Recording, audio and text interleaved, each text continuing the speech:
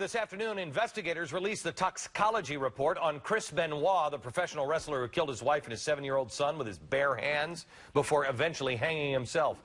Now, according to the Georgia Bureau of Investigation, Benoit's body contains steroids. I didn't see that one coming. The anti-anxiety drug Xanax and the painkiller hydrocodone. Benoit's wife, Nancy, tested positive for Xanax and painkillers as well.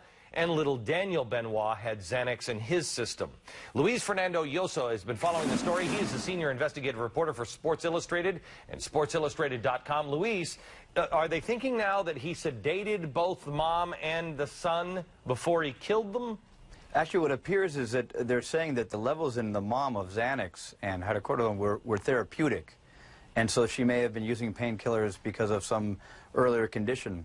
But with the child, they haven't speculated, but it is a serious question as to why the kid would have this in the system. It's not usually used for children in this way. Okay, do we know if she's had any kind of prescription for drugs?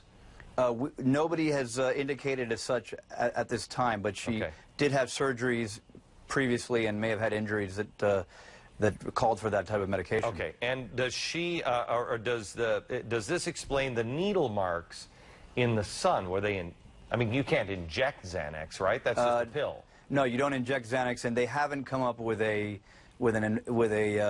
plausible explanation for that yet.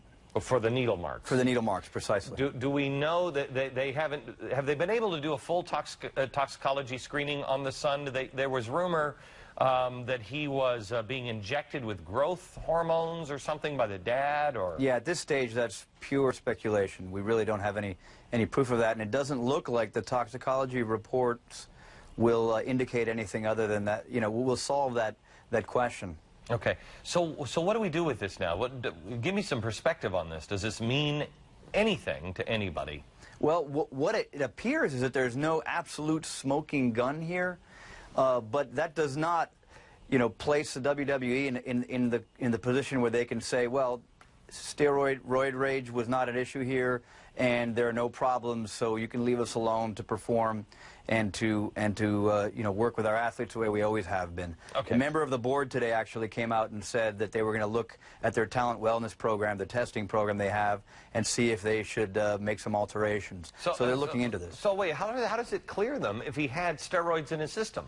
It doesn't clear them, but then again, they were not on trial. The issue was, what did Benoit do? Yeah, you know what I mean. I mean, how does it clear steroids and say that, I mean, it wasn't roid rage, or wasn't at least from the testosterone that he was taking? Well, what the authorities said today is that they have no way of marrying the issue of him having high levels of testosterone in his system with roid rage, with a mental impairment or dysfunction or a psychotic state that he may have been in.